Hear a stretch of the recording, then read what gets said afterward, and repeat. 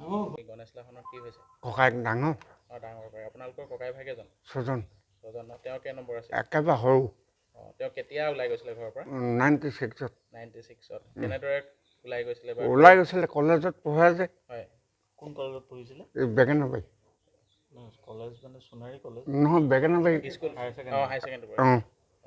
তাৰপিছৰ পৰা first year পঢ়ি থাকোঁতে ওলাই গৈছিলে? ওলাই গৈছিলে। তাৰপৰা নাই তাৰপিছত আমি ওচৰ চুবুৰীয়াক খবৰ কৰিলোঁ তাৰ লগত পঢ়াবোৰক। এই কাৰোবাকত আছে বুলি ভাবিছোঁ ন।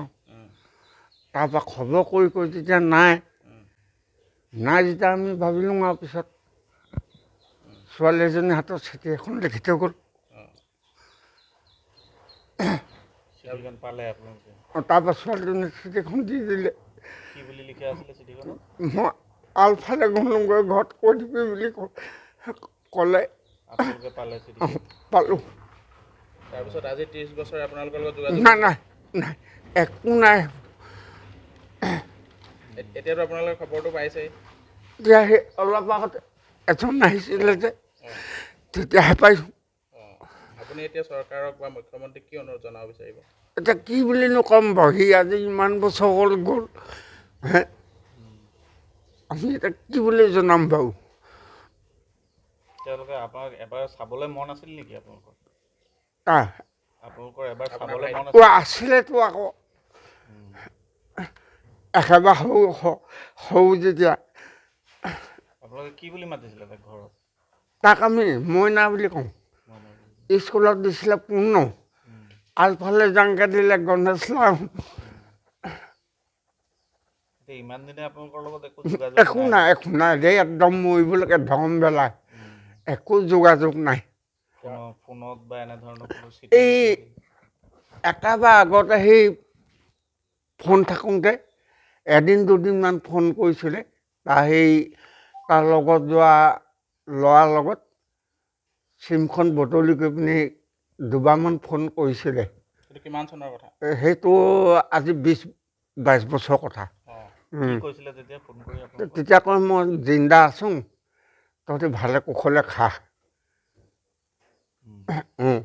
সেইজন চাইন্দা হৈ গ'ল, তাৰ লগতে গৈছিলে একেদিনাই যোৱা। তাৰ লগত যোৱাজন চাইন্দা হৈ গ'ল।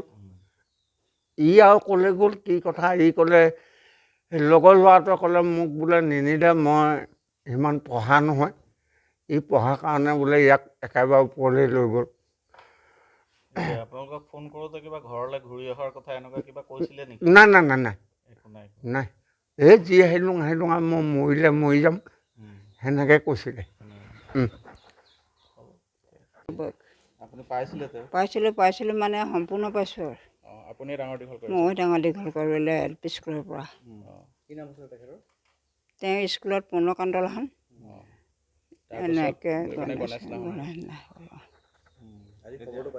আজি খবৰটো আগতে এজন আহি গৈছিলে, তেতিয়া খবৰটো পাইছোঁ। আৰক্ষীৰ ফালৰ পৰা কিবা যোগাযোগ কৰিছে নেকি আপোনালোকে এতিয়ালৈকে? আৰক্ষী অহা নাইতো। কেনেকুৱা লাগিছে আপোনাৰ মনটো? কেনেকুৱা লাগিব, এজন মানুহ ঘৰৰ পৰা নাইকিয়া হ'লে কেনেকুৱা লাগিব, সেই কথা আৰু বেলেগে ক'ব একো নালাগে।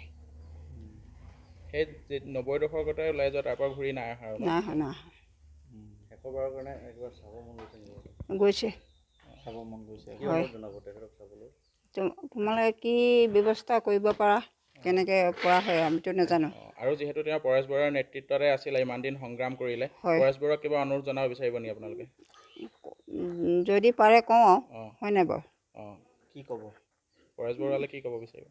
যদি পাৰে আনি হৰটো দিলে ভাল কথা, হয় নাই বাৰু? বহুত বছৰ নাই দেখা যে, কি ব্যৱস্থাৰে যদি পাৰে অনোৱাই দিলে ভাল। গাঁও ৰাইজেও তেওঁক আজি কিমান বছৰ নাই দেখা, এবাৰ চাব, হয় নাই বাৰু? খৰি এটুকুৰা হ'লেও দিব। এখন আপোনাৰ কোনখন গাঁও এখন? আমাৰ বাঁহবাৰী গাঁও। হয়।